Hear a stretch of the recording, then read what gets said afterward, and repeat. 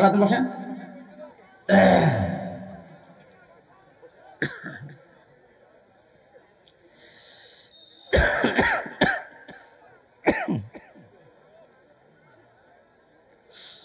ইন্নাল হামদালিল্লাহি ওয়াস সালাতু ওয়াস সালামু আলা রাসূলিল্লাহ আম্মা বা'দ ফাউযু বিল্লাহি মিনাশ শাইতানির রাজীম বিসমিল্লাহির রহমানির রহিম আফাগায়রা দীনিল্লাহি ইয়াবগুন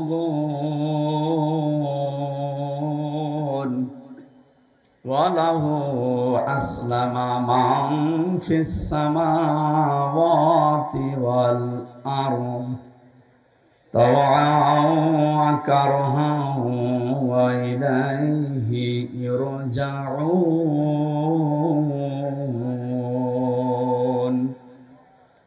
সাদাকতা ইয়া রব্বানা।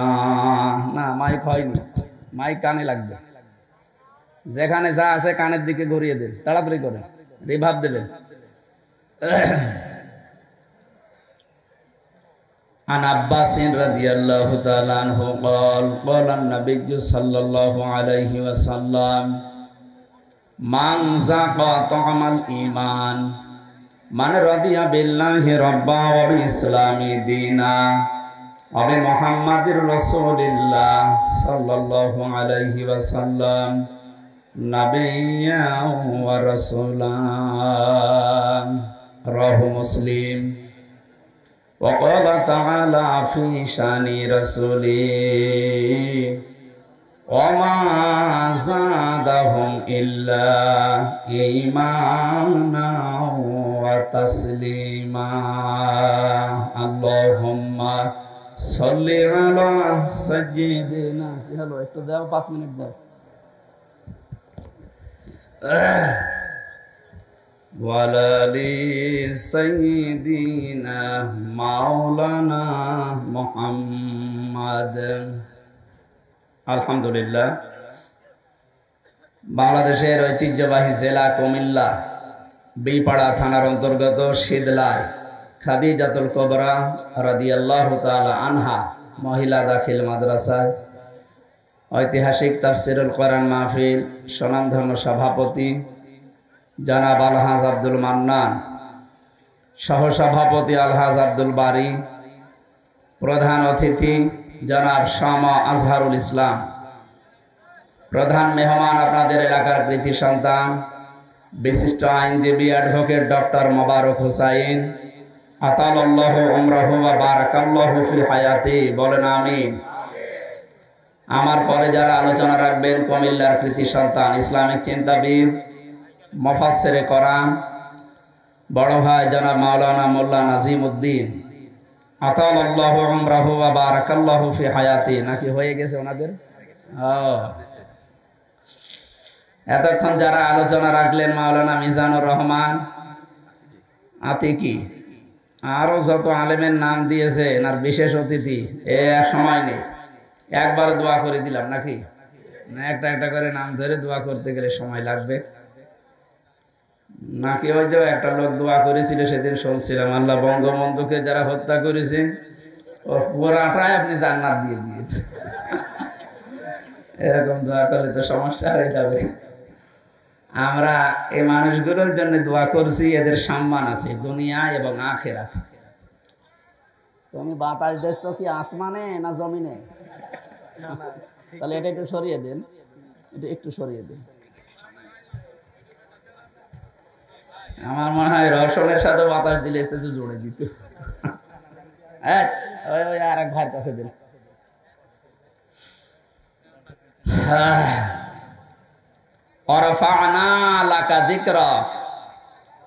আল্লাহ রাব্বুল আলামিন যে দোয়া দিয়েছেন মুহাম্মদ রাসূলুল্লাহকে, হে নবী আমি আপনার নামকে সর্বোচ্চ জায়গায় পৌঁছিয়ে দিয়েছি। দিন যত যাবে নবীর সম্মান মর্যাদা তত বাড়তে থাকবে।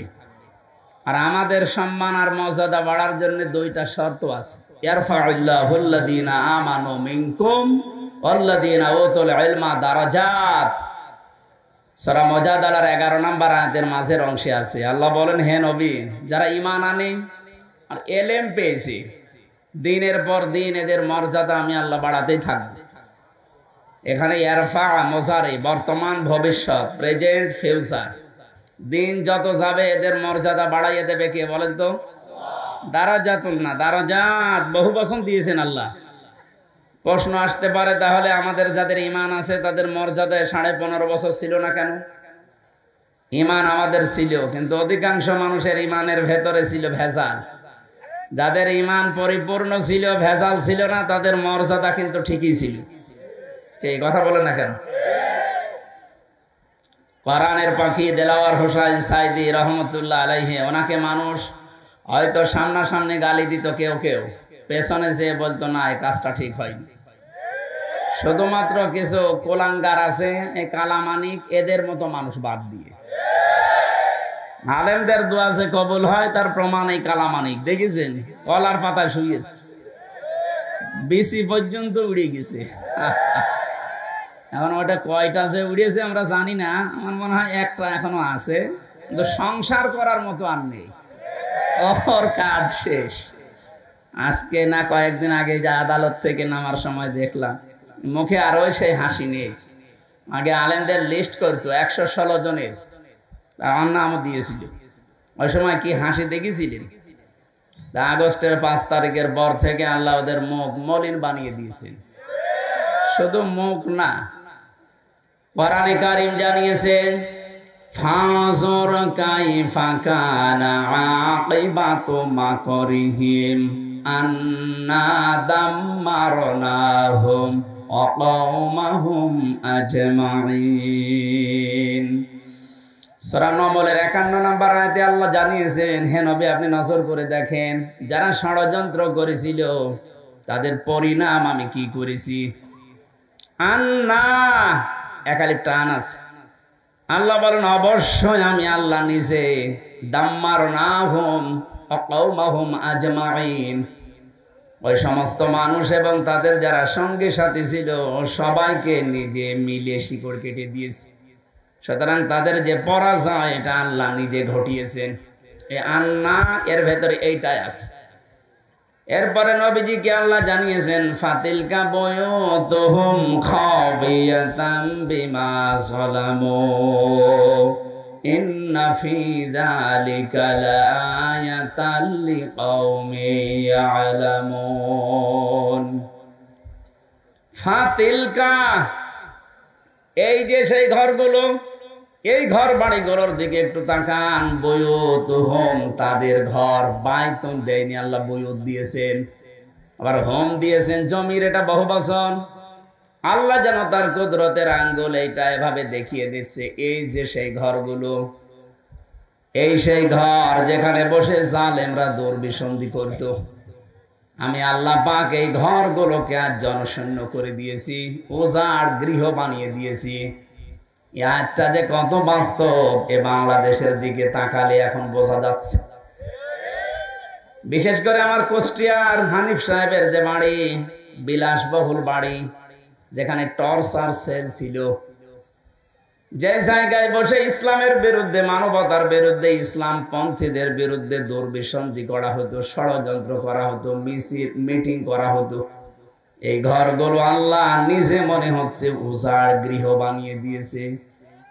এখন আপনি যাবেন, আমি 6 তারিখে গিয়েছিলাম, 5-এর পরে 6, যে দেখি এই ইট পর্যন্ত খুলে মানুষ নিয়ে চলে যাচ্ছে। এখন উজাড় গৃহ সত্যি খাবিয়াতান শব্দটা বাস্তবে এটা দেখা যাচ্ছে। শুধু এইটা না, 64 জেলার 630টা থানা আছে, যতগুলো জালেম ইসলাম মুসলিম মানবতার বিরুদ্ধে যারা ষড়যন্ত্র করেছিল, যারা জুলুম করেছিল, তাদের বাড়ি ঘরের অবস্থা আল্লাহ একই বানিয়ে দিয়েছেন। আল্লাহ যেন আমাদেরকে দেখিয়ে দিচ্ছেন ফাতিলকা, ওই যে এই ঘরগুলো। সবচাইতে বড় ঘর যেটা মনে করতাম ঢাকাতে, অনেকে এত আবেগ নিয়ে সেখানে যে ঘরে পর্যন্ত চুমা খেত, অথচ 3 মাসের ব্যবধানে কালকের পত্রিকা দেখেন ঘরের অবস্থা, জাতীয় টয়লেট হয়ে গেছে।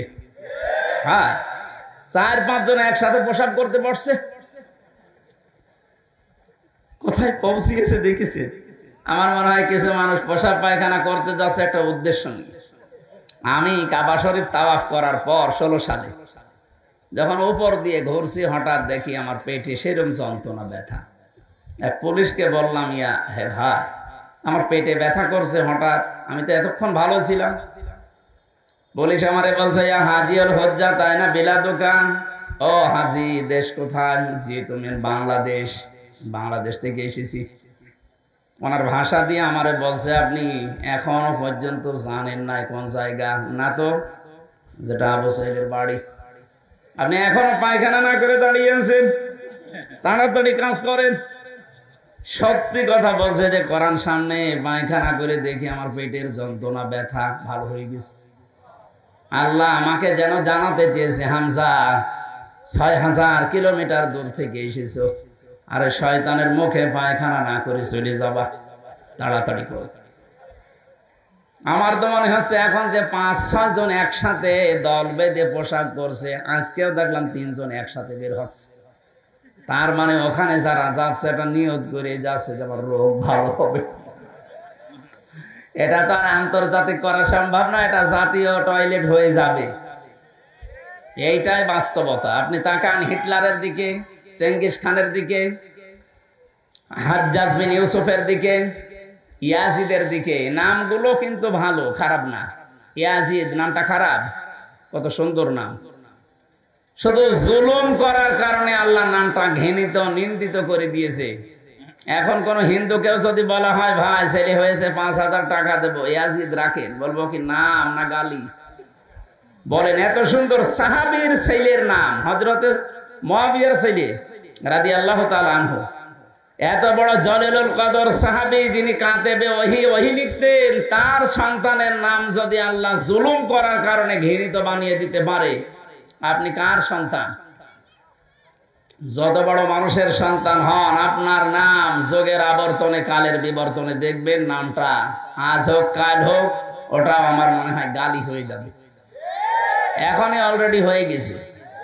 এখন কারো ছেলে মেয়ে যারা জন্মাচ্ছে, যদি বলেন যে 5000 টাকা দেবো, এই নাম রাখে, বলবো কি নাম না, অত গালি। কাউকে যেন এসিদের বাচ্চা বললে সে রেগে যায়, কয়েকদিন পরে যাই বলবেন তো অমকের বাচ্চা, এমনি রেগে যাবে। এটা করেছে কে বলেন তো? হামজা না। সূরা মরিয়মের 96 নম্বর আয়াতে আছে, ইন্নাল্লাযীনা আমানু ওয়া আমিলুস সালিহাতি সায়াজআলু লাহুমুর রহমানু ওয়াদ্দা। আল্লাহ পাক বলেন, যারা ঈমান আনবে আর ঈমানের দাবি অনুযায়ী যারা ভালো ভালো কাজ করবে। এখানে সালেহ শব্দটা আছে, সালেহ মানে নেক কাজ, সৎ কাজ, এতটুকুই ব্যাখ্যা না। সালেহ মানে যোগ্য। আপনাকে যোগ্যতা অর্জন করা লাগবে। যে যেই দিক বিভাগে কাজ করবে, ওই বিভাগ সম্পর্কে তার চূড়ান্ত শিক্ষা এবং প্রশিক্ষণ নিয়ে সঠিকভাবে আঞ্জাম দেওয়ার নাম সালেহ। এটা বাংলাদেশে যত রাজনৈতিক দল আছে, কে কি করছে জানি না, আমি নাম ধরে বলছি, জামাত ইসলাম, ইসলামী ছাত্র শিবির, এই দুইটা দল কিন্তু যোগ্য মানুষ তৈরি করার ফ্যাক্টরি। আপনি যদি বিশ্ববিদ্যালয়ে পড়তে চান, জীবনে তো কোনোদিন ভার্সিটির মুখ দেখতে পারেননি, যদি এই বুড়ো বয়সে পড়তে চান, ভর্তি হয়ে যান, আপনাকে ভার্সিটি পড়াবে। অন্তত 6 থেকে 1 বছর, 6 মাস থেকে 1 বছর লেগে থাকেন, আপনি যেন মনেই করবেন যে আমি বিশ্ববিদ্যালয়ে পড়ছি। এভাবে তৈরি করবে আপনাকে, কারণ এদের যে সমস্ত ক্যাপাসিটি আছে, যে সমস্ত কৌশলগুলো দেখবেন, সব এভাবে একেবারে ধাপে ধাপে তৈরি করছে। যে মানুষগুলো আইনের দিকে যায় তাকে ওইভাবেই গড়ে তোলে, যারা ব্যবসার দিকে যায় তাদেরকে ওইভাবে গড়ে তোলে, যে মানুষগুলো চিকিৎসার দিকে যায় তাদেরকে ওইভাবে গড়ে তুলছে। রাজশাহীর ডাক্তার ফাতেমা সিদ্দিকার মতো ডাক্তার হওয়া লাগবে মেয়েদের, ফরিদপুরের ডাক্তার শাহিন জর্দারের মতো ডাক্তার হওয়া লাগবে ছেলেদের, ডাক্তার মতিউর রহমান খুলনা, ইনার মতো ডাক্তার হওয়া লাগবে। এদের নাম সলে। আমরা মনে করি বসে বসে শুধু সুবহানাল্লাহ পড়লাম, আমার মতো সলে নেক কাজ আর নেই। কিসে কে বলিস আপনাকে? আপনি যে যেই বিভাগে কাজ করবেন ওই বিভাগের শিক্ষা আর প্রশিক্ষণ নিয়ে সঠিকভাবে কাজটা আঞ্জাম দেওয়া লাগবে, দুর্নীতি মুক্ত হয়ে। এই কথা বুঝতেছেন?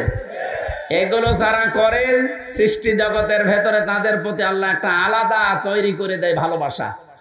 সায়াজালু লাহুমুর রহমানু বুদ্দা। পৃথিবীর সৃষ্টিতে আল্লাহ যা বানিয়েছেন সবার ভেতরে ওই মানুষটার প্রতি একটা ভালোবাসা তৈরি করে দেয়। কে? সাইদি সাহেবকে অনেকে জীবনে দেখেনি চোখে, কিন্তু মনের ভেতর থেকে তার প্রতি ভালোবাসা। এটাকে আমি বানিয়ে দিয়েছি? কে? বিপরীতটা দেখুন, অনেককে অনেক মানুষ দুনিয়ায় দেখেনি, কিন্তু তার কর্মকাণ্ডের কারণে কোথায়? সৌদি আরব। আমি রমজানে ছিলাম, মদিনা থেকে একটা গাড়ি ভাড়া করলাম, ড্রাইভারে ওখানকার স্থানীয় মদিনার ড্রাইভার। বললাম যে বদরে যাবো, আবু জেহেলের কবর দেখে আসি। ভাড়া মেটানোর পরে আমি উঠলাম, যাওয়ার সময় ওনার ভাষা দিয়ে আমারে বলছে হারামি। হারাম মানে? আপনাকে বলি না, আপনার দেশে যে আছে ওইটা একটা হারাম। হ্যাঁ ঠিক আছে, আপনি বলেন। আপনার সাথে আমি আরো 2 লাইন বেশি করে বলছি। চিন্তা করেন, সে লোক জীবনে ওনারা দেখেছি? ওই হ্যাঁ, ইউটিউবে দেখে, ফেসবুকে দেখে, কর্মকাণ্ডগুলো মাঝে মাঝে তার কাছে যায়, এই দেখে তার প্রতি ঘৃণা তৈরি করে দিয়েছে। হামজা কে? জুলুম করলে 7টা ক্ষতি হয়, তার ভেতরে এটা একটা। সৃষ্টি জগতের ভেতরে তার প্রতি একটা আলাদা ঘৃণা তৈরি করে দেয় আল্লাহ নিজে। এটা অতীতে হয়েছে, এখনো হচ্ছে, কিয়ামত পর্যন্ত হবে। এজন্য আমরা যেন সামনে কেউ চেয়ারে বসলে জালেম হয়ে না যায়। তাহলে এই ফাতিলকা বুয়ুতুহুম খাবিয়াতাম বিমা যালামু, এই আয়াত আপনাকে আল্লাহ দেখাবে। অনেকে তো এখনো চেয়ার পায়নি, তাই চিন্তা ভাবনা করে আসে আগে একটু চেয়ার পেয়ে নেই, যা করার ছিল আরো ডবল করে করব। না, আপনি জালেম হয়ে যাবেন না।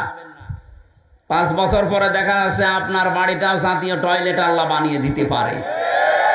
যেন আমরা সতর্ক করলাম, কিন্তু আমি শুধু ইঙ্গিত দিয়েছি। আমি জানি কুমিল্লার মানুষ জ্ঞানী মানুষ, শিক্ষিত মানুষ, এরা বুঝে ফেলেছে। সুতরাং আগামী প্রজন্ম যারা আসবে দুনিয়াতে, এরা যেন জালেম হয়ে না যায়। সূরা নমল 51, 52, 53 নাম্বার আয়াতটা তাফসীর সহ পড়ে নেবেন। দল মত জাতি বর্ণ ধর্ম নির্বিশেষে আজকের এই অনুষ্ঠান, এটা কি শুধু মুসলমানদের না? হাত্তা ইয়াসমা কালাম আল্লাহ সুম্মা আবলিগহু মা'মানা। হে নবী, অমুসলিমরাও যদি কোরআন শুনতে আসে তাদেরকে আপনি ব্যবস্থা করে দেবেন, শোনা হয়ে গেলে নিরাপদে বাড়িতে পৌঁছিয়ে দেবেন। সুতরাং আজকের এই অনুষ্ঠান শুধু শীতলায়ের মুসলমানদের জন্য না। ব্রাহ্মণ পাড়া নাম শুনে বোঝা যাচ্ছে এখানে হিন্দু আছে। কথা বলছে না? কেন আছে না? হ্যাঁ, সেখানেই থাকা আছে। নাম শুনে তো কিছুটা পাওয়া যাওয়া লাগবে, সবটা চলে যায়। সুতরাং যারা এসেছেন সবার জন্য আজকের এই কোরআনের অনুষ্ঠান। আল্লাহ আমাদেরকে যাদের নিয়ে আসলেন, আমাদের 2টা এখানে শর্ত মানতে হবে। ফাস্তামিউ লাহু ওয়া আনসিতু, আপনি শুনবেন আর চুপ থাকবেন। আর আমরা যারা বলতে আসলাম, আমাদের দায়িত্ব কি? সূরা নাহাল, ওটা তো নমল বললাম, এটা নাহাল 44 নাম্বার আয়াত, 14 নাম্বার পারা, 11 নাম্বার পৃষ্ঠায়, 3 নাম্বার লাইনে আল্লাহ পাক বলেন, ওয়ানজালনা ইলাইকা যিকরা লিতুবায়্যিনা লিন-নাসি মা নুযিলা ইলাইহিম ওয়া লাআল্লাহুম ইয়াতাফাক্কারুন। হে নবী, এই কোরআন আমি আপনার কাছে দিয়েছি। এই কোরআনে কারীম দিয়ে মানুষের কাছে আপনি সতর্ক বাণী পৌঁছান। এই যে লিতুবায়্যিনা লিন-নাস, আপনি মানুষের কাছে কোরআন দিয়ে সতর্ক করবেন। কোন মানুষ? লাম শব্দ ব্যবহার করা হয় জীবিত মানুষদের জন্য। কোন মানুষ মরে গেলে তাকে কোরআন পড়ে শোনাবেন, এটার জন্য আপনাকে পাঠায়নি। আপনাকে পাঠিয়েছে জীবিত মানুষদের শোনাবেন। দুঃখজনক হলেও সত্য, 15.5 বছরে জীবিত মানুষদেরকে কোরআন শোনানো বড় কঠিন হয়ে গিয়েছিল। 14 জায়গায় অনুমতি নেওয়া লাগতো। এই কথা বলে না কেন? অথচ ওই মানুষটার বাবা মারা গেলে আমারে ডাক দিতে, হুজুর কোরআন পড়ে দেন। আরে বেটা, তোর বাপ তো মরে গেছে, এখন আমি পড়ে করবো কি? যতদিন জীবিত ছিল তখন পড়লে কাজ হতো। সরাসরি কিন্তু বলতো না যে না কোরআন প্রচার করার দরকার নেই, কোরআনের অনুষ্ঠান হবে না, কিন্তু এমন সিস্টেম বানিয়ে দিয়েছিল 14 জায়গায় অনুমতি নেওয়া। আমার মনে হয় কেউ নিতেও যেত না, ও অনুষ্ঠানও করতে দিত না। যাতে মাতাল হলো তাহলে ঠিক ছিল, কারণ জানতো যে 96% মুসলমান এখানে। সরাসরি ওপেন কোরআনের বিরুদ্ধে অবস্থান নিলে টিকে থাকা সম্ভব না, এই জন্য এমন সিস্টেম করেছিল মানুষ যেন অনুষ্ঠান না করে। কিন্তু এখন আর ওইটা নেই, এখন আছে, এখন ওপেন হয়ে গেছে, অনুমতি তো লাগেই না। যারা অনুমতি দেবে তারা এখন বলো হুজুর আসে। আমাকে সেদিন গোয়েন্দা বিভাগের সর্বোচ্চ যিনি, আমি নাম নিলাম না, উনি আমাকে কল দিয়েছিল হোয়াটসঅ্যাপ, বলছে হুজুর কোরআনের কথা সারা বাংলাদেশের 64 জেলায় 56,000 বর্গ মাইলে সেইভাবে আল্লাহ বলেছেন ওইভাবে ফোর্স দিয়ে বলবেন, কোনো বাধা নেই, কোনো অনুমতি লাগবে না, কেউ যদি বাধা দেয় আমারে জানাবেন, ও ঠ্যাং ভেঙে ফেলেন। বললাম যে স্যার আপনি এতদিন ছিলেন কোথায়? আমি নতুন দায়িত্ব পেয়েছি, আমি একজন মুসলমান, যেভাবে আল্লাহ জানিয়েছেন আপনি ওইভাবে করবেন, কোনো সমস্যা নেই। আমি তো এইটাই চাই, আমরা তো এইটাই চাই যে আমরা আল্লাহর বান্দাদের শোনাবো কোরআন, মরা বান্দা না, জীবিত বান্দা। এখানে আমরা মরা না জীবিত? হ্যাঁ, জীবিত মানুষদেরকে কোরআন শোনাতে হবে ব্যাখ্যা সহ, বিশ্লেষণ করে। আজকে তেলাওয়াতকৃত আয়াত থেকে আমরা তাফসীর করব। এই শব্দটা নিয়ে বাংলাদেশে একটা ভেজাল আছে, বাংলাদেশ, ভারত আর পাকিস্তানে, আমরা নিরসন করব ইনশাআল্লাহ। আর যারা শুনতে এসেছে তাদের দ্বিতীয় দায়িত্ব কি, বলো আল্লাহুম ইয়াতাফাক্কারুন, ওরা যেন কথাগুলো শোনার পরে বাড়ি যেয়ে চিন্তা ভাবনা করে যে আসলে কি বলেছে আর আমরা করছি কি। কথা বলেন না কেন? এটা কি আমি বানালাম আয়াতটা? তাহলে আমার দায়িত্ব স্পষ্ট দলিল প্রমাণ জীবিত মানুষদের শোনানো, আর যারা শুনবে তাদের দায়িত্ব হয়ে পড়ে বাড়িতে যে তারা যেন চিন্তা ভাবনা করে। করবেন তো ইনশাআল্লাহ? আল্লাহ আমাদের তৌফিক দিন। আজকের এই মাহফিলে যারা এসেছে বলেন আলহামদুলিল্লাহ। দরুদ আর সালাম পড়ছি মুহাম্মদ রাসূলুল্লাহ সাল্লাল্লাহু আলাইহি ওয়াসাল্লামের প্রতি, যাকে আল্লাহ রাব্বুল আলামিন যে তেলাওয়াতকৃত আয়াতগুলো করলাম এগুলো তাকে উপহার দিয়েছিলেন। বিশ্বনবীকে আল্লাহ পাঠানোর পরেই যত নবী দুনিয়াতে আল্লাহ এর আগে পাঠিয়েছেন প্রত্যেকটা নবীর কাছে এই স্বীকৃতি নিয়েছিলেন, ওয়াইদে আখাদাল্লাহু মিসাকান নাবিয়িনা লামা আতাইতুকুম মিন কিতাবিন ওয়া হিকমাতিন সুম্মা জাআকুম রাসূলুম মুসাদ্দিকুল লিমা মাআকুম লা তুমিনুন্না বিহি ওয়া লা তানসুরুন্না ইলা আখির আয়াত। সূরা আলে ইমরান আমি যেখান থেকে পড়েছি তার আগে তাফসীর করতে হলে যে আয়াতের করা হয় তার আগের আয়াত পরের আয়াত এর সাথে সম্পর্ক কি এটা আগে বলা লাগে, এই জন্য আমি এটা পড়লাম।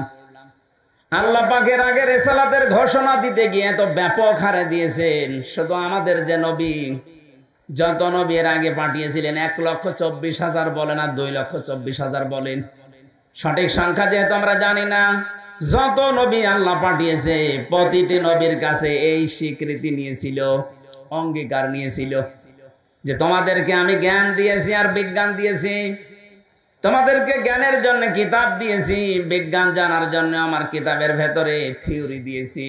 যত বিজ্ঞানের আবিষ্কার সব আল্লাহর কোরআনের থিওরি থেকে।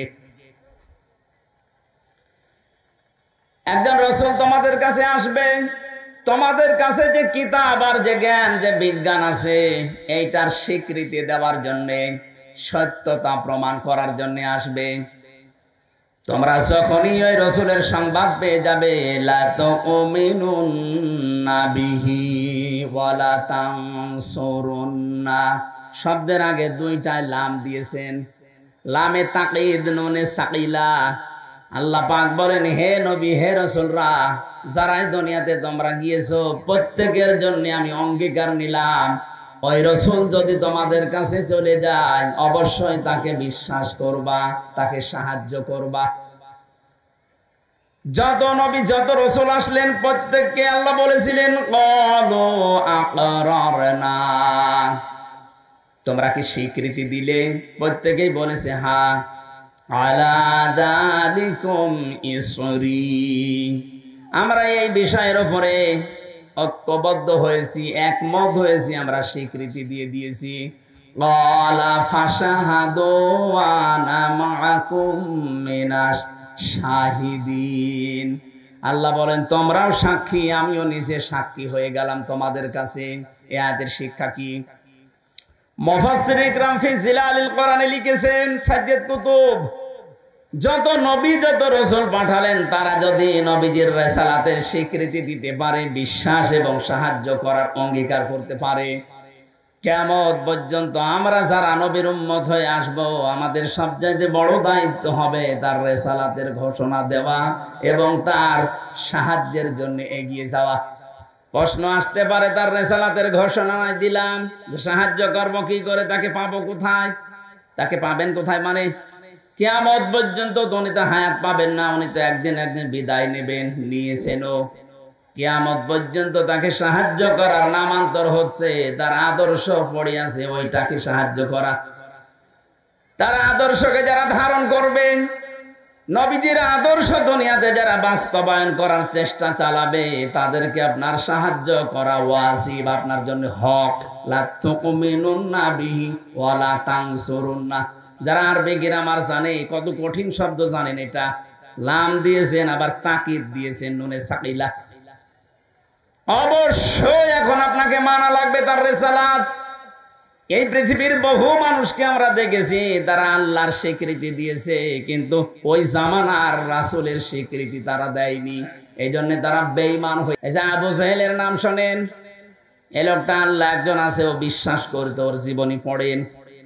কোরআনে বহু জায়গায় আল্লাহ জিজ্ঞাসা করছেন নবীজিকে, ওয়ালা ইন সালতাহুম মান খালাকাস সামাওয়াতি ওয়াল আরদা লা ইয়াকুলুনাল্লাহ ইলা আখিরি আয়া। হে নবী, ওদেরকে যদি আপনি জিজ্ঞাসা করেন আবু জেহেলকে যে আকাশ আর জমিন কে বানিয়েছে, লা ইয়াকুলুনাল্লাহ, ওরা গ্যারান্টি দিয়ে বলবে আল্লাহ বানিয়েছে। তাহলে আল্লাহ একজন আছে, আল্লাহর একাত্মবাদের স্বীকৃতি আবু জেহেল পর্যন্ত দিয়েছে। যেদিন বদরের ময়দানে যাবে, সেদিন কাবার গিলাফ ধরে ও কাঁদছিল সকালবেলা, ডাক দিয়ে বলেছে, কাবার মালিক তুমি আছো, আমি জানি মুহাম্মদের বিরুদ্ধে অস্ত্র নিয়ে যাচ্ছি বদরের ময়দানে যুদ্ধ করার জন্য। সত্যের পক্ষে যে আছে তাকে তুমি বিজয় দিয়ে দিও। ওর দোয়া কবুল হয়ে গেছে। কি ও তো সত্যের পক্ষে ছিল না, সত্যের পক্ষে যিনি ছিল আল্লাহ তাকে বিজয় দিয়ে দিয়েছিলেন। এরকম একটা দুইটা না, বহু ইতিহাস আমার জানা আছে। ফেরাউনের ইতিহাস অনেকে শোনেন, কিন্তু শিক্ষাটা এখান থেকে নেন না। এই লোকটা আল্লাহ একজন আছেও কিন্তু বিশ্বাস করেছিল। শেষে এসে একেবারে শেষে যে বলেছিল, হাত্তা ইযা আদরাকাহুল গরকু ক্বালা আমানতু আন্নাহু লা ইলাহা ইল্লাল্লাযী আমানাত বিহি বানু ইসরাঈল ইলা আখিরি আয়া। আমি কেন পড়ছি, বাংলাদেশের সাথে আমার অনেক মিল দেখতে পাচ্ছি। এই জন্যে এদেশে বহু মানুষকে আপনি জিজ্ঞাসা করবেন রেসালাতের স্বীকৃতি দেওয়ার জন্য, রাসূলের জীবনী অনুযায়ী কাজ করতে, ও বলবে কি, আমি কি নামাজ পড়ি না, আমি কি রোজা রাখি না, আমি হজ করে এসেছি, আমি দান সাদকা করি। কুমিল্লাবাসী যে চারটা কথা বললাম, চারটা কথায় কার হুকুম? নামাজ পড়া, রোজা রাখা, হজ করা, দান করা, এই চারটা কার বিধান? আরো জোরে বলেন। এই বিধান যিনি দিয়েছেন তিনি তো বললেন, লা তুমিনুন্না বিহি ওয়া লা তানসুরুন্না, নবী আসবে তাকে বিশ্বাস করবা, তার স্বীকৃতি দিবা। এই যে ফেরাউনের কথা কেন তুললাম, বাংলাদেশে এই বিশ্বাসে যারা আছেন তাদের কিন্তু ফেরাউনের মতো মরণ হবে। আপনাকে আমি বাঁচাতে চাই। ওই লোকটা যখন ডুবে যাচ্ছিল, ওই সময় বলেছিল, আমি ঈমান আনলাম, ওই আল্লাহর উপরে ঈমান আনলাম যার উপরে ঈমান এনেছে বনি ইসরাইলেরা, আমি তো মুসলমান। এরপরও ফেরেশতারা আমারে মা পানির ভেতরে বারবার চুবায় কেন? আল্লাহ তখন জবাব দিয়েছেন, আল আন, এখন। শব্দের দিকে খেয়াল করেছেন? ও কিন্তু আল্লাহর একাত্মবাদের স্বীকৃতি দিয়েছে যে আমি ঈমান আনলাম ওই আল্লাহর উপরে, যার উপরে বনি ইসরায়েলরা ঈমান এনেছে। তাহলে স্বীকৃতি তো দিয়েছে আল্লাহর প্রতি, কিন্তু ওই জামানার যিনি প্রেরিত পুরুষ ছিলেন হযরতে মূসা কালিমুল্লাহ, তার কথা কিন্তু বলে নাই। কথা বুঝতেছেন? শুধু লা ইলাহা ইল্লা পর্যন্ত বলেছিল, কিন্তু তো বলা লাগবে লা ইলাহা ইল্লাল্লাহ মূসা কালিমুল্লাহ। ওই জামানার রেসালাতের স্বীকৃতি ও দেয়নি, এজন্য মারা গেছে বেঈমান হয়ে। আল্লাহ কারণও জানিয়েছে কেন তোর ঈমান নসিব হচ্ছে না। আল আনা ওয়া ক্বাদ আসাইতা ক্বাবলু ওয়া কুনতা মিনাল মুফসিদিন।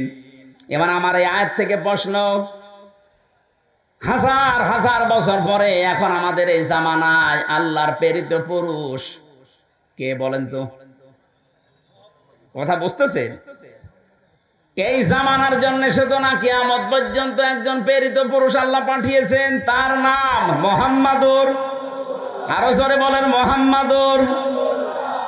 কোন মানুষ এখন বাস্তবে যদি আল্লাহর হুকুম মেনে চলে কিন্তু রিসালাতের ঘোষণা এই জামানায় যিনি প্রেরিত পুরুষ আল্লাহর তাকে মানে না, তার মানে তার জীবনী মানতে চায় না। হ্যাঁ, তার জীবনী মানে তিনি যেদিন নবুয়ত পেয়েছেন 40 বছর বয়সে, সেই দিন থেকে জীবনের শেষ দিন 63 বছর, এই 40 বছরের ভেতরে, এই 63 বছরের ভেতরে 23 বছর তার নবুয়তের জিন্দেগি।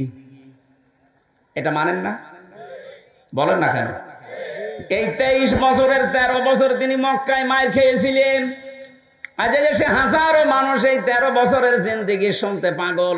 বলেন আপনিও কান্দেন, আমিও কান্দি। কিন্তু পরের যে 10 বছর মদিনার জীবন, উনি যে রাষ্ট্রপ্রধান ছিলেন, এইটা বলতে গেলে অনেক মানুষ যারা আল্লাহর স্বীকৃতি দেয় ওদেরও তখন আর মন পাওয়া যায় না। তখন বলে হুজুর এটা রাজনীতি, এটা দুনিয়ার কাজ। আরে ভাই, আপনি তো 13 বছর ভালো শুনলেন, খালি মায়ের খেয়েছিল এটা শুনতে কান্নাকাটি করেন। উনি যে মায়ের দিয়েছিল ওইটা শুনতে চান না কেন? আমরা তো ওইটাও বলতে চাই, মায়ের তো আমরা 13 না, আমরা তো 15 বছর খালাম। কথা বলে না কেন? উনি 13 বছর খেয়েছিলেন, আমরাও 15 বছর খেয়েছি। উনি 10 বছর রাষ্ট্রনায়ক ছিলেন, আমাদেরকেও 10 বছর চালাতে দিন না কেন? আমরা তো এখন 10 বছরে যেতে চাই। বলেন না, আপনি ওই 13 বছরে থাকেন। 13 বছরে থাকলে খালি মায়ের খালে আপনার ভালো লাগবে না? আমরা 10 বছরে যেতে চাই না। যারা বলেন না কেন? এই 10 বছর যারা মানতে চান না, তার রেসালাতের ঘোষণা পরিপূর্ণ হয়নি। শুধু 13 বছর দিয়েছে, 10 বছর দেয় না। ওর মরণ হবে ফেরাউনের মতো। আমার মনে হয় আপনি কথা বুঝেছেন। এরপরও যদি কেউ না বোঝার ভান করে থাকেন, এখানে আসেন, কানে কানে বলছি। না, আপনি না বুঝলে আমি বেকার চিল্লাবো না। বুঝেছেন কিনা বলেন? যারা আল্লাহর কথা মানতে রাজি আছেন কিন্তু রিসালাতের ঘোষণা আপনাকে দেওয়া লাগবে, ফেরাউন এটা দেয়নি, এই জন্য বেঈমান হয়ে পড়ে গেছে।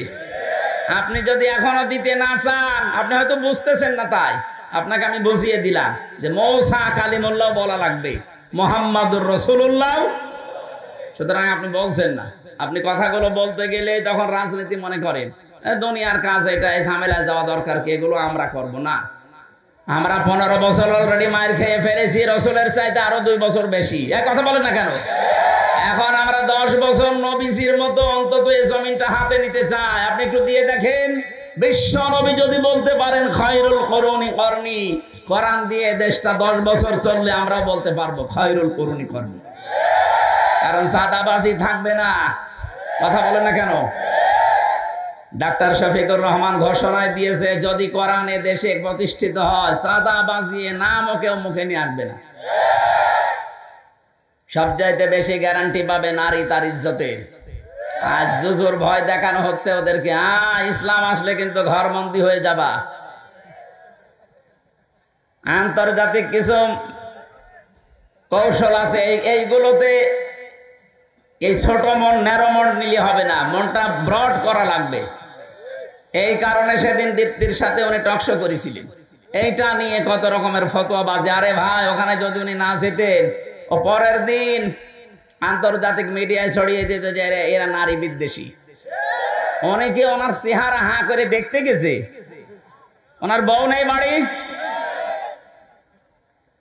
দেবতীর চাইতে সুন্দরী বউ ওনার বাড়িতে, যদি মুরব্বী হয়ে গেছে তাই কি।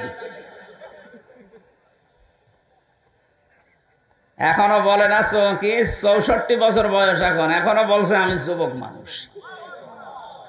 ওনার স্ত্রীকে আমরা দেখি না, কিন্তু আমরা জানি যে ওই রকমই, উনি যেরকম চাঁদের মতো, স্ত্রী ওই রকম। ওনার ছেলেটার সাথে জেলখানায় দেখা হয়েছিল, ডাক্তার রাফাত। কি সুন্দর মানুষ, এরকম সুন্দর হতে পারে, কি সুন্দর চেহারা। বাবা মা সুন্দর হলে বাচ্চা কাচ্চাও সুন্দর হয়, কথা বলে না কেন? আর বাবা মা সুন্দর না হলে বাচ্চা কাচ্চা উল্টো পাল্টাই হয়। তা আমার যেটা বোঝানোর দরকার আমি অলরেডি ইঙ্গিত দিয়ে ফেলেছি। এরপরও যদি না বোঝার ভান করে থাকেন, আমার হাতে হেদায়েত নেই, আমার কিছু করার নেই। সুতরাং আল্লাহর কথা মানবেন। রেসালাতের কথা বলতে গেলে আপনার কাছে রাজনীতি মনে হবে, আপনার মরণ যে আবু জেহেলের মতো আর ফেরাউনের মতো হবে, আপনি টের পাচ্ছেন না। আল্লাহ যেন আপনাকে বাঁচান, বলেন আমিন। ফাইন তাওয়াল্লাউ ফাকুলু শাহাদু বিআন্না মুসলিমুন। কেউ যদি মুখ ফিরিয়ে নেয়, আপনি বলেন যে আমি মুসলমান।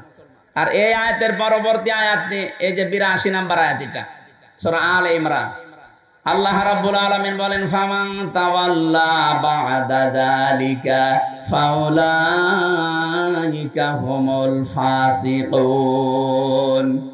হে নবী, এই ঘোষণা আপনি স্পষ্ট দেওয়ার পরে যে প্রত্যেক নবী আমার উপরে ঈমান এনেছিল, সাহায্যের ঘোষণা পেয়েছিল, তোমরা যারা আমার উম্মত দাবি করবে, শুধু আল্লাহর কথা মানলেই হবে না, আমার রিসালাতের স্বীকৃতিও দেওয়া লাগবে। কথা বলেন ঠিক কিনা?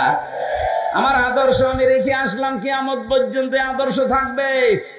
যদি আমার প্রতি ঈমান আনতে চাও, তাহলে আদর্শকে জমিনে প্রতিষ্ঠা করার জন্য সাহায্য করা লাগবে। আপনি নিজে পারছেন না, যারা করছে মাস্ট বি আপনাকে তাদের পেছনে থাকা লাগবে। আল্লাহ আমাদের তৌফিক দিন। আমার তো অ্যাডভার্টাইজ করা দরকার, আমি করলাম। এরপরেও যদি কেউ মুখ ফিরিয়ে চলে যান, আল্লাহ বলেন তারা ফাসিক। তারা কি? ফামান তাওয়াল্লা বা'দা যালিকা। এরপরেও যদি কেউ মুখ ফিরিয়ে নেয়, ফাউলাইকা হুমুল ফাসিকুন, তারা ফাসিক। আল্লাহ তুমি আমাদেরকে ফাসিকি থেকে বাঁচাও, বলেন আমিন। এবার যেটা পড়েছি 73 নম্বর আয়াত, 83, এই আয়াতের তাফসীর করার জন্য বসেছি। কারণ কবরে যাবার পরে যে প্রশ্নগুলো হয়, মার রব্বুকা, তোমার রব কে, এটা হবে না? কালকে আমার মাহফিল টাঙ্গাইলে ছিল, ওখানে কালকে এই শব্দের ব্যাখ্যা করেছিলেন যে কবরে কেউ যদি বলতে চায় রব্বি আল্লাহ, আমার রব আল্লাহ, অবশ্যই তাকে রবের যে 5টা অর্থ আছে তার প্র্যাকটিক্যাল লাইফে ওটা মিলিয়ে দেখাতে হবে যে হ্যাঁ আমি রব মানি। তাহলে কবরে আপনি বলতে পারবেন রব্বি আল্লাহ, আমার রব আল্লাহ। এই কি এখানে কেউ চলে যাচ্ছে, এইটা নড়াচড়া করবেন না। দ্বিতীয় নম্বরটা আজকে নিচ্ছি, কালকে আমার আছে আবার বগুড়াতে, দিনের বেলা গাইবান্ধা, রাতে বগুড়া। ওখানে কালকে 3 নাম্বার প্রশ্নের জবাব আমি বলবো ইনশাল্লাহ। আজকে দ্বিতীয় প্রশ্ন হবে মা দীনুকা, তোমার দিন কি? দিনের আমি 19টা অর্থ পেয়েছি পুরা কোরআন শরীফের ভেতরে, সামারাইজ করে আমি 10টা বানিয়েছি। এই 10টা বিষয় যদি, দিনের প্রথম অর্থ কি আমাদের দিন। এই জন্য প্রতিদিন আমাদের মুখ দিয়ে আল্লাহ 17 বার করে কমপক্ষে বের করে নিচ্ছে মালিকি ইয়াউমিদ্দিন। কান খুলে কোরআনের আয়াতটা পড়েন, মালিকি ইয়াউমিদ্দিন। কিয়ামতের দিনের একচ্ছত্র মালিকানা কার? আরো জোরে। এটা দিয়ে আল্লাহ আমাদের বারবার মুখ দিয়ে বের করাচ্ছেন, কারণ হচ্ছে কিয়ামতে কিন্তু কারো কিছু করার থাকবে না, কারণ একচ্ছত্র মালিকানা আল্লাহর। কি এটা দিয়ে আল্লাহ বসাতে চাই, ও পৃথিবীর বান্দা বান্দিরা, কারো উপরে ভরসা করে কিয়ামতে ঠেস পাবা না। কত মানুষ, এই বিশেষ করে আপনাদের ব্রাহ্মণবাড়িয়া, কুমিল্লা, এই 2 জেলা, এগুলো বেশি। কত মানুষ ভরসা করে আছে কেল্লা বাবা, ফতে বাবা। কিসের কেল্লা, কিসের ফতে? কিয়ামতে যেখানে নবীরা পর্যন্ত ইয়া নাফসি ইয়া নাফসি করতে থাকবে, হযরত ইব্রাহিম নবী পর্যন্ত বলবে মাবুদ আমার পিতা আজরের সাথে যা ভালো লাগে তুমি করো, কিন্তু আমাকে বাঁচাও। হযরত ঈসা রুহুল্লাহ তিনি বলবেন মাবুদ আমার মা মরিয়মের সাথে যা আচরণ করবা করো, তুমি আমাকে কিছু বলবা না। চিন্তা করেছেন যে নবীদের নাম বললাম, এত বড় পাওয়ারফুল নবী মূসা কালিমুল্লাহ, কথা বলতেন আল্লাহর সাথে। ইব্রাহিম খলিলুল্লাহ, আল্লাহ যাকে বন্ধু হিসাবে গ্রহণ করে নিয়েছেন।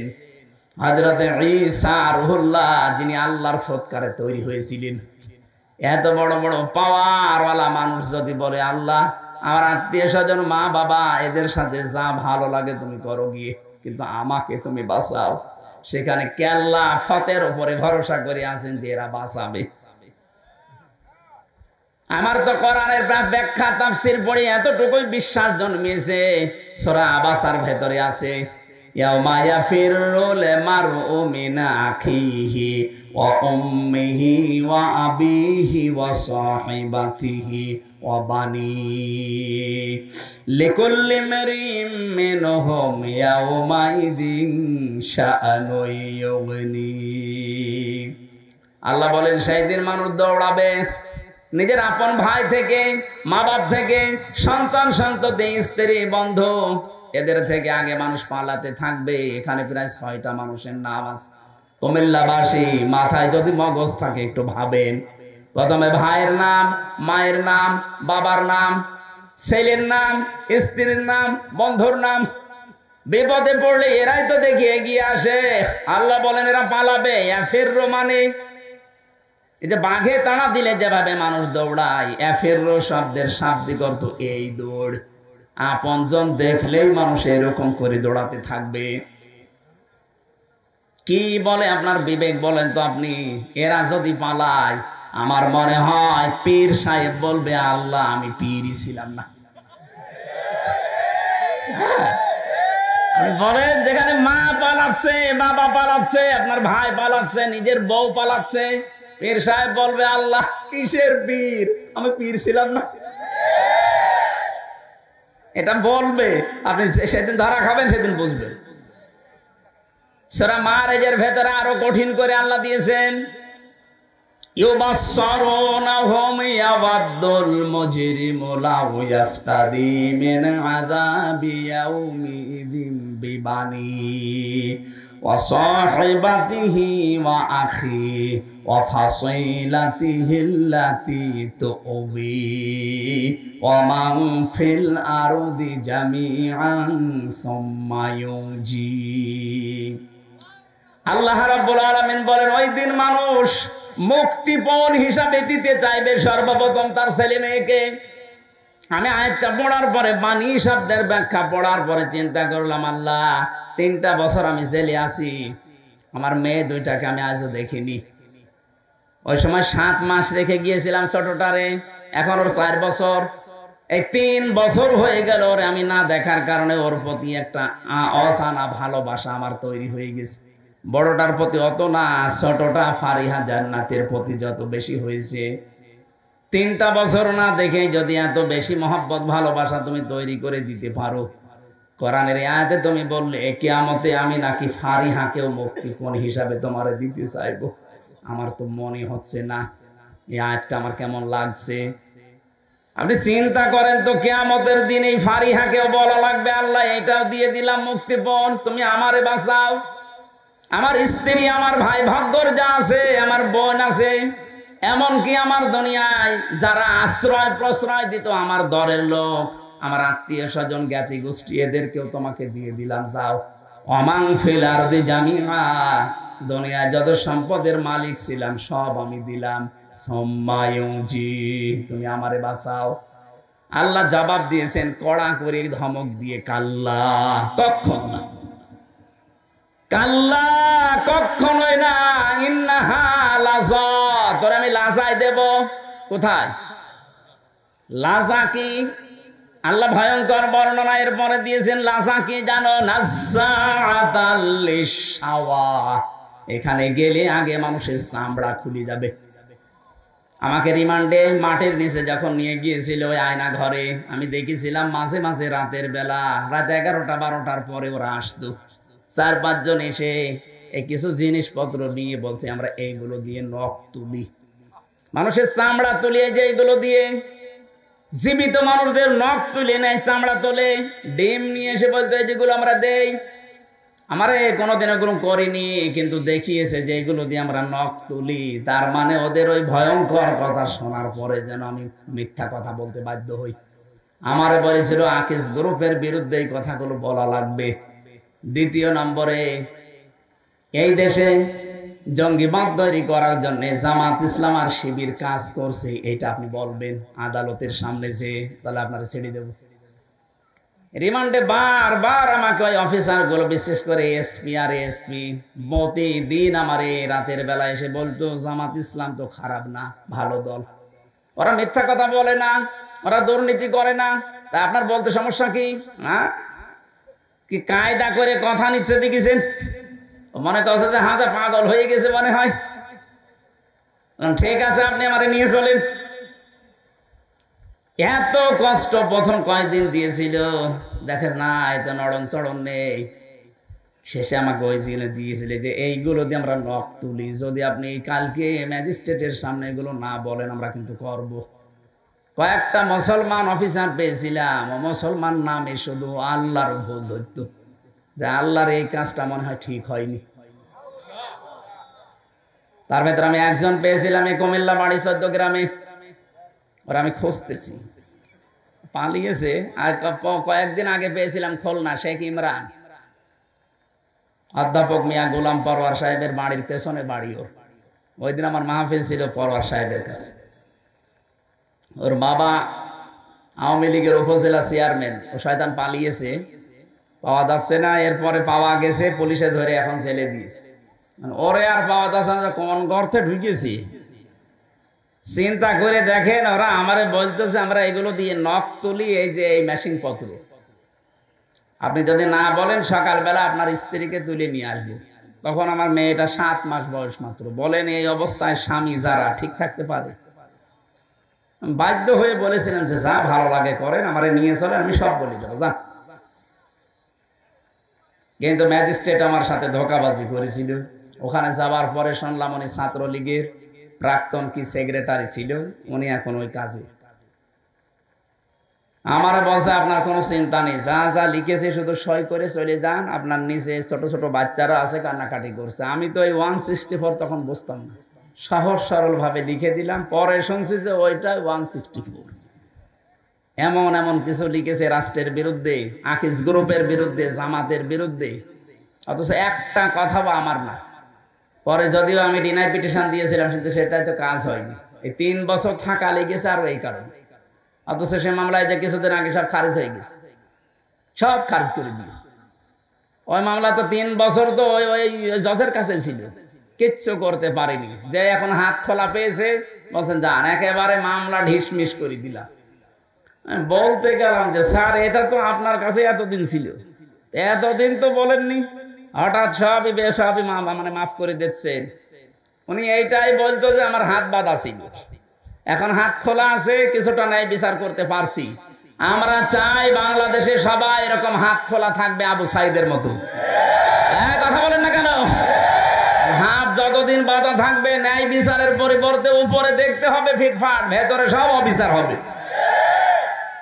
আমরা তো এটাই কায়েম করতে চাই বাংলাদেশে, যেন সবার হাত, বিশেষ করে 1628টা চেয়ার আছে, এই চেয়ার না, ওই জায়গা মতো যে চেয়ার গুলো আছে ওইগুলো, কতগুলো? 1628টা। এই চেয়ার গুলো আমরা চাই যারাই সামনে বসবে প্রত্যেকের হাত আবু সাইদের মতো এভাবে খোলা থাকবে।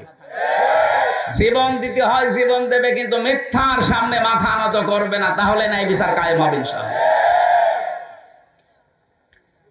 নাজ্জাআত আল-লিশ-শাওয়া এই শব্দটার ব্যাখ্যায় বলেছিলাম এত কঠিন জায়গা এটা। আল্লাহ বলেন প্রবেশ করতে দেরি হবে, তোর চামড়া খুলে যেতে দেরি হবে না। এতটুকু আল্লাহ যদি শেষ করে দিতেন, আমি আয়াত পর্যন্ত আর পড়তাম না। এরপরে আরো শব্দ কঠিন দিয়েছেন। আল্লাহ বলেন জানো এই লাজা কাদেরকে ডাকবে? তাদউ মান আদবারা ওয়া তাওয়াল্লা ওয়া জামাআ ফাআওয়া। যে মানুষগুলোকে সত্যের দিকে আহ্বান জানানো হয়, এই যে আমি রিসালাতের ঘোষণা দিয়ে একটা সঠিক সত্য তথ্য তুলে ধরলাম, এরপরেও যারা মুখ ফিরিয়ে না বোঝার ভান করে থাকবে, এই মানুষগুলোকে আল্লাহ লাজায় দেবে। আমি কথা বোঝাতে পেরেছি?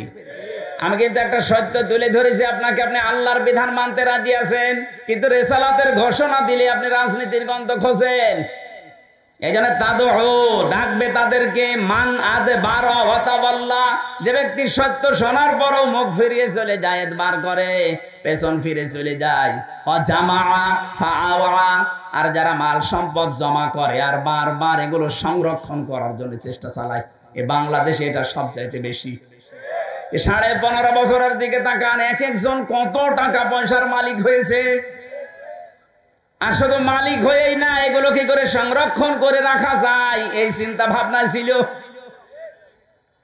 একটা মানুষ শুধু দরবেশ 7টা ব্যাংক থেকে 36,000 কোটি টাকা মারিং কাটিং করেছে। বাকিগুলোর কথা চট্টগ্রামের একজনের ভূমিপতি মন্ত্রী ছিল। এই লোকটা 620টা বাড়ি বানিয়েছে পৃথিবীতে। আপনি কতদিন বাঁচবেন? এই যে 620টা বাড়ি আপনার মনে করেন আছে, বানিয়েছেন, 200 বছর পরে যদি আপনি বাংলাদেশে আবার ফিরে আসেন, 200 বছর তো বাঁচবেন না। আর নাই খুব বেশি হলো 20 বছর বাঁচবেন, মরে যাবেন। 200 বছর পরে যদি আপনি চট্টগ্রাম সহ বিদেশে সহ যত বাড়ি বানিয়েছেন, কোন বাড়ির সামনে যে যদি বলেন এই বাড়ি আমার, যারা ওখানে বসবাস করবে ওরা আপনারই হয়তো 3 পুরুষের পরে। আপনার ছেলে 3 পুরুষ, তারাই হয়তো বাস করবে, কিন্তু তারা আপনাকে বাড়িতে তো ঢুকতেই দেবে না। আর বলবে কিসের সাইফুদ্দিন আপনি? কথা বলেন না কেন? কিসের সাইফুজ্জামান আপনি? আপনাকে আমরা চিনি না, এ বাড়িতে তো ঢুকতেই দেবে না। বলবে থাকার জায়গা নেই, মসজিদে গিয়ে থাকেন। এটা বলবে না? যারা 620টা বাড়ি যখন কিজের কাছে আসবে, আল্লাহ বলে না জামা ফাআওয়া, শুধুমাত্র সম্পদ জমা করে শেষ করেনি, এগুলো কি করে সংরক্ষণ করা যায় সেই চিন্তা ভাবনায় লেগে থাকতো। আমার মনে হয় আয়াত পড়ার পরে বাংলাদেশে বহু মানুষ এই আয়াতে ধরা খাবে। আমরা যেন ধরা না খাই। কিয়ামতের কথা বলছিলাম আপনার সামনে। আজ যারা বিভিন্ন ভরসা করে আছেন যে অমুক বাবা আমরা বাঁচাবে, অমুক পীরের মুরিদ আমি, চট্টগ্রাম বিভাগে এগুলো বেশি হচ্ছে, এই কারণে বলছি। কত রেজভি বাবার মুরিদ আছে, তারা বলছে কোনো চিন্তা নেই, কিয়ামতে যদি আল্লাহ জিজ্ঞাসা করে বলবো আমরা রেজভি বাবার লোক ছিলাম। রেজভি, যেখানে মুসা নবী, ঈসা নবী, ইব্রাহিম নবী কুল কিনারা পাচ্ছে না, সেখানে কিসের বাবা? এরপরও আপনার মাথা কি গোবর ভর্তি করা আছে? একটু চিন্তা ভাবনা আসে না কেন? বিবেকটা তো আল্লাহ এমনি দেয়নি। বিবেক দেওয়ার পরেও যদি কাজে লাগাতে না পারেন, আপনি জাহান্নামে। অকালু লাউ কুন্না নাসমাউ আও নাকিলু মা কুন্না ফি আসহাবিস সাঈর। ওই মানুষগুলো তখন আফসোস করে আর বলবে, আল্লাহ যদি আলেমদের কথা ওই সময় শুনতাম আর বিবেকটা যদি কাজে লাগাতাম, তাহলে ভণ্ড পীরদের উপরে ভরসা করতাম না, এখন আমি ধরাও খেতাম না। তাদের জন্য আল্লাহ যে জায়গাটার নাম দিলেন তার নাম সাঈর। এটা জাহান্নামের একটা দরজার নাম। এই দরজা দিয়ে আপনাকে প্রবেশ করাবে। এখনো যদি সতর্ক না হতে পারেন, আপনি বিশ্বাস করতে পারেন আপনি জাহান্নামের সাঈরে যাচ্ছেন, বলেন নাউজুবিল্লাহ। এজন্য আমরা সতর্ক করার জন্য এসেছি। আশা করছি আপনি সতর্ক হবেন। কিয়ামতের একচ্ছত্র মালিকানা কার? আর জোরে। এজন্য কারো উপরে ভরসা করা, বলেন নিজের যতটুকু আমল আখলাক আছে, কাজ কারবার আছে, ওইটার উপরে ভরসা করে যান। হ্যাঁ, নবীর উম্মত যদি হতে পারেন, প্রশ্ন আসতে পারে নবীর উম্মত না মানে আমরা নবীর আশেক। কিসের আশেক? আপনি জিলাপির আশেক, আপনি খেচুড়ির আশেক, আপনি পোলাও বিরিয়ানির আশেক। রাসূলের আশেক ছিল হযরতে তালহা। নিজের জীবন পর্যন্ত দিয়েছে, 80টা তীর খেয়েছে, তারপরও নবী পর্যন্ত আঘাত আসতে দেয়নি। আর এই বাংলাদেশে 53 বছর স্বাধীনতার পরে কত আঘাত নবীজির শরীরে আসতেছে, কথা বলুন। তার সুন্নাতের উপরে, তার আদর্শের উপরে কত আঘাত আসে। এই আঘাত সহ্য করতে পেরে অনেক মানুষ আজ পর্যন্ত জেলে পৌঁছতেছে। আর আপনি কেমন আশেক, জেলের নাম শুনলে আপনি ভয় পান। আশিকে রাসূল তো ওদের মানায়, যারা সাতেমে রাসূল, রাসূলের দুশমনদেরকে যারা হত্যা করে বছরের পরে বছর কারাগারে আছে, তাদেরকে আশিকে রাসূল বললে মানায়। আপনি জিলাপি না দিলে, খেচুড়ি না দিলে মিলাদ পর্যন্ত পড়েন না। আশিক কিসের আশিক আপনি বলেন? এজন্য আমাদের উচিত হবে এখন থেকে উচিত হবে কারো উপরে ভরসা করে লাভ নেই। কিয়ামতে যেহেতু একচ্ছত্র মালিকানা আল্লাহর, ওই আল্লাহর দিকে ভরসা করে কিয়ামতে যেন বাঁচা যায়, ওই বিশ্বাস দরিয়া থেকে নিয়ে যাওয়া লাগবে। নবীজিকে আল্লাহ প্রশ্ন দিচ্ছেন, এটা ইন্টারগেটিভ সেন্টেন্স। আরাইতাল্লাযী ইউকাযযিবু বিদ্দীন, হে নবী আপনি কি ওই মানুষগুলোকে দেখেছেন যারা কিয়ামতের দিন বিশ্বাস করে না? নবীজি বললেন, কই আমার কাছে যারা আছে সবই তো মনে হয় কিয়ামতে বিশ্বাসী। আল্লাহ পাক বলেন না, ফাযালিকাল্লাযী ইয়াদউল ইয়াতীম, ওই মানুষগুলো কিয়ামতে বিশ্বাস করে না যারা এতিমের গলায় ধাক্কা দেয়। বাংলাদেশে নেই এতিম মানে আমরা কি মনে করি? মা বাবা নেই, তারাই শুধু এতিম। এই যে আজকের যে মুরব্বী বসে আছে, ওনার মা বাবা আছে? আছে? তাহলে এতিম না এটা? উনি যদি এতিম হয় তো এখানে এতিম বাকি আছে কোনটা? এতিম হচ্ছে যে ছোট বয়সে, বিশেষ করে 1 থেকে 15 বছর পর্যন্ত ধরা যায়, সাবালক হওয়ার আগ পর্যন্ত। এর আগে যাদের মা বাবা মারা গেছে তারা এতিমের সংজ্ঞায় পড়ে। এখন যদি মুরব্বী মানুষও বলে আমিও এতিম, মা বাবা নেই, আমি তো এতিমের দাদা। এতিম আসল এতিম হচ্ছে উপরে যারা দায়িত্বে আছে, ওদের নিচে যত মানুষ কাজ করবে তারা সবাই ওনার কাছে এতিম। এই কুমিল্লা জেলা প্রশাসনিক ভাবে চালাচ্ছে এসপি সাহেব। এসপির নিচে যত পুলিশ এই 11, 12টা, 14, 15টা থানায় কাজ করছে, সে এসআই বলেন, এএসআই বলেন, কনস্টেবল বলেন, দারোগা বলেন, ওসি বলেন, সবাই ওনার কাছে এতিম। এক কথা বুঝতেছেন? যে যে সেক্টরে আছেন ওই সেক্টরের নিচে যারা কাজ করে তারা আপনার কাছে। আপনি এতিমদের সম্পদ মেরে খেয়েছেন, এতিমদের সাথে খারাপ ব্যবহার করেছেন। যারা এতিমদের সাথে, অধীনস্থদের সাথে খারাপ ব্যবহার করে, তাদের হক নষ্ট করে, এরা নামাজ পড়তে পারে, রোজা রাখতে পারে, হজ করে আসতে পারে, কিন্তু কিয়ামত বিশ্বাস করে না। এরকম মানুষ দেশে এবার আছে কিনা বলেন? কত গার্মেন্টসে, কত জায়গায় দেখবেন উপরে যারা দায়িত্বে আছে, নিচে কত অসহায় মেয়েরা, ছেলেরা, সব তো তার কাছে এতিম। সুযোগ পেয়ে তার ইজ্জত পর্যন্ত, সম্ভ্রম পর্যন্ত নষ্ট করে। বলেন আপনি এতিমের মালাত্মসাৎকারী। আলা ইয়াহুদ্দু আলা তাআমিল মিসকিন, যারা মিসকিনদের খাবার দেয় না, খাবার দিতে উৎসাহ দেয় না। এই যে ইয়াহুদ্দু আলা তাআমিল মিসকিন, সাকানা ইয়াসকুনু থেকে এসেছে শব্দটা। সাকান মানে বসবাস করা। সাকান মানে কি? যারা আজ বসবাস পর্যন্ত করার জায়গা পায় না, ঠাঁই নেই যাদের, এই মানুষগুলোর পুনর্বাসনের জন্য আপনাকে কাজ করা লাগবে। মানুষের মুখে হাসি ফোটানোর জন্য আপনাকে কাজ করা লাগবে। এ বাংলা অর্থ হচ্ছে দারিদ্র মুক্ত সমাজের জন্য আপনার ভূমিকা থাকা লাগবে। এটা আজ বাংলাদেশে অধিকাংশ মানুষ মনে করে এ দুনিয়ার কাজ। কে বলেছে দুনিয়ার কাজ?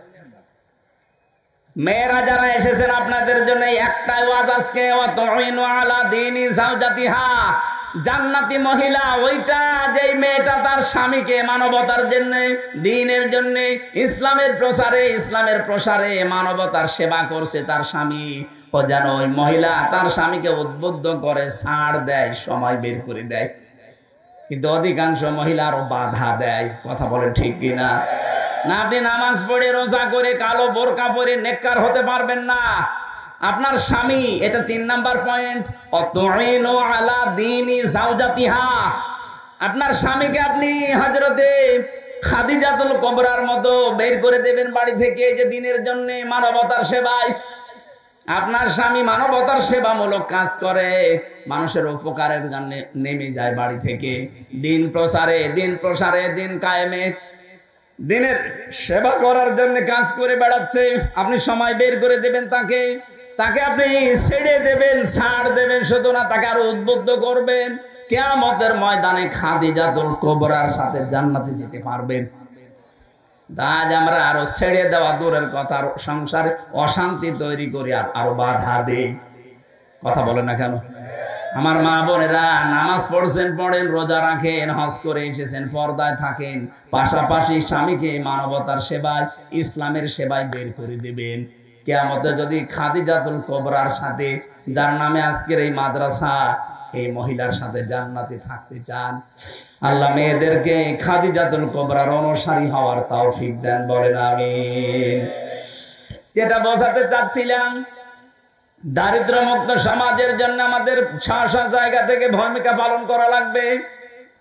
এটা যদি আর সবাই মিলে আমরা ঐক্যবদ্ধ হয়ে করতে পারি, দিনের প্রথম অর্থ যেটা বলেছিলাম, কিয়ামতের দিন, এই কিয়ামতের দিনে আপনাকে আল্লাহ নিজে পার করিয়ে দেবেন। জোরে বলেন সুবহানাল্লাহ। দিন শব্দের 2 নম্বর অর্থ রাষ্ট্রীয় বিধান। এটা আজ বাংলাদেশে অনেকে আমরা না বুঝলে ফেরাউন এটা বুঝেছিল।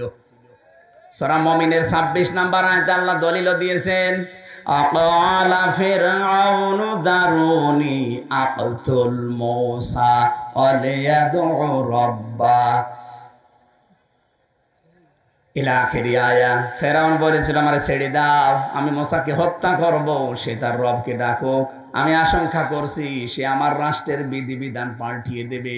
এখানে দিন মানে রাষ্ট্রীয় বিধান। আজ দিন মানে সাথে ধর্ম মনে করে যারা পড়ে আছেন, আপনার চাইতে আমার মনে হয় দিন ফেরাউন ভালো বুঝেছিল। বলেন, ও বলেছিল আমাকে ছেড়ে দাও, আমি মূসাকে হত্যা করব, ওদের রবকে ডাকো। আমার আশঙ্কা হচ্ছে মূসা আমার দেশে রাষ্ট্রীয় আইন পাল্টিয়ে ফেলবে। তাহলে দিন মানে রাষ্ট্রের আইন।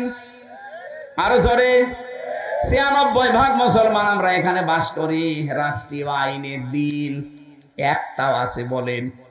যে 2-1টা ছিল হাফ, সেগুলো তুলে দিয়েছে এই 15 বছরে। মুসলিম পারিবারিক আইনের ভেতরে কিছু কিছু আমরা মানতাম, সেটাও এমন কায়দায় মাঝে মাঝে আওয়াজ উঠতো, আমরা সমান অধিকার চাই, এক পুরুষ যা পাবে এক নারী তাই পাবে। জোরে বলেন নাউজুবিল্লাহ। কোরআনে 500 আইন আল্লাহ দিয়েছেন, অধিকাংশ আমরা দেখলাম হাত দিয়েছে, পাল্টিয়ে ফেরার চেষ্টা চালিয়েছে। যেখানে আল্লাহর নামে পড়া আরম্ভ হবে সেখানে আল্লাহর নাম বাদ দিয়েছে, যেখানে ইসলাম সেখানে বাদ দিয়ে শুধু নাম দিয়েছে নজরুল ইসলাম কলেজ হবে না, শুধু নজরুল কলেজ। কেন? ইসলামে আপনাকে কিসে কামড় দিয়েছে? কথা বলেন না কেন? পড়া শুরু করা লাগবে আগে, ইকরা বিসমি রাব্বিকাল্লাযী খালাক, এটা মনোগ্রামে লেখা ছিল। কথা বলেন না কেন? ইন্নাদ দীনা ইনদাল্লাহিল ইসলাম রাব্বি জিদনি ইলমা, এগুলো আগে ছিল, এইটা এখন বাদ দিয়ে এমন এমন জিনিস সেখানে জুড়ে দেওয়া হচ্ছে। কেন? এই শব্দগুলো তো আল্লাহ বানিয়ে দিয়েছেন। রব্বি জিদনি ইলমা, এই শব্দ বানিয়েছে কে? আল্লাহ। ইন্নাদ দীনা ইনদাল্লাহিল ইসলাম, এটা বানিয়েছে কে? আমার বিশ্ববিদ্যালয় কুষ্টিয়া ইসলামী বিশ্ববিদ্যালয় লেখা ছিল ইকরা বিসমি রাব্বিকাল্লাযী খালাক। এরকম যতগুলো আল্লাহর বিধান সব পাল্টিয়ে পাল্টিয়ে অন্যটা লাগিয়েছে। নারী পুরুষের যে বিবাহ, এটা আল্লাহ পাক বৈধতা দিয়েছেন, অথচ এখন আজকে দেখলাম পেপারে দিয়েছে কুষ্টিয়াতে 2 জন মহিলাই বিয়ে করবে বলে উঠে পড়ে লেগেছে। এগুলো তো একদিনে তৈরি হয়নি, 15.5 বছরের জঞ্জাল এটা। সমকামিতা যারা প্রমোট করছে, আজ আমরা দেখছি অনেককে এখন তাদের দায়িত্ব দেওয়া হচ্ছে দেশের। মুসলমানদের কলিজায় কিন্তু আগুন লাগছে।